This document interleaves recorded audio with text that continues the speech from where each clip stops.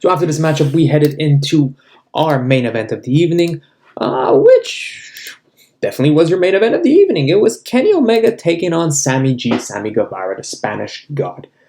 It was the cleaner and the Spanish God in a hell of a match. A hell of a effing match on television. I've been saying that this is an opportunity for these guys to shine right now with no audience, with no one in attendance, with no one watching, with limited amount of personnel being able to compete. This is your opportunity to allow these guys to go out there and put on some clinical matches and give, because they're given an amount of time that doesn't need to be restricted. You don't have to restrict the time of their match. If you're going to have a limited amount of matches, let the guys that are going to compete go out there and compete and deliver some long, hard-hitting, good storytelling types of matches. Kenny Omega, Sammy G did just that. They had themselves a good 3-segment match. They went to 3 commercial breaks and they delivered some of the fast-paced, hard-hitting, back-and-forth classic wrestling that you want to see. Kenny Omega delivered, quite honestly, one of his better performances in his AEW run. It was a classic, almost classic Kenny Omega match. Now, no, not classic in terms of his style that he had in New Japan, but classic in terms of what he's been delivering in North America. And he continues to deliver some of the best wrestling. And he had himself a great partner in a young Sammy Guevara who's willing to learn and willing to improve in his in-ring ability. Sammy is a Spanish God. This guy can fly and he does things unlike many wrestlers. Trained by Booker T.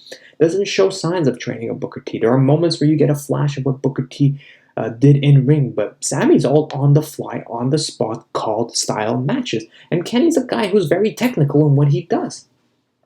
Kenny's very aware of what needs to be done at a certain time in a certain moment in a match. It's not go, go, go, go, go, and then, oops, what do I do now? It's go, why did I go? What am I going to go after this? What are you going to do after this? It's all calculated in terms of what they do in the ring. And this was a hard-hitting fight. These guys took some vicious shots to the face, knees to the face, by both to each other. Big high spots. If there was ever a question of doubt of whether or not any of these guys were going to have,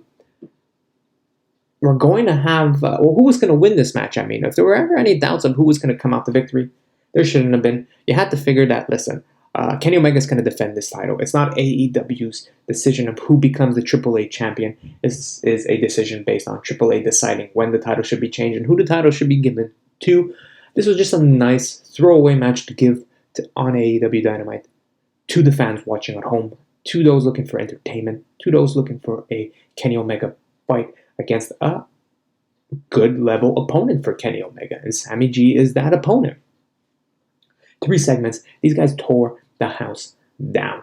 For fans watching at home, you guys got yourself a clinic. You got yourself a classic match. You got yourself a good back and forth battle.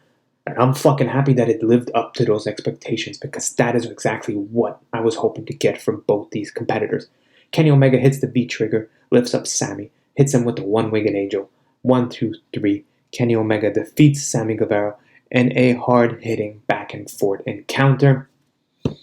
I don't even know what's happening next week, but that was your main event of the night. This was a good hell of a fight between everybody involved. Hopefully Kenny fights next week again. If he doesn't, I'm excited, but these 2 guys, great performance all around. So now that leads us to the closing segment of the show, the confrontation between Matt Hardy and Chris Jericho.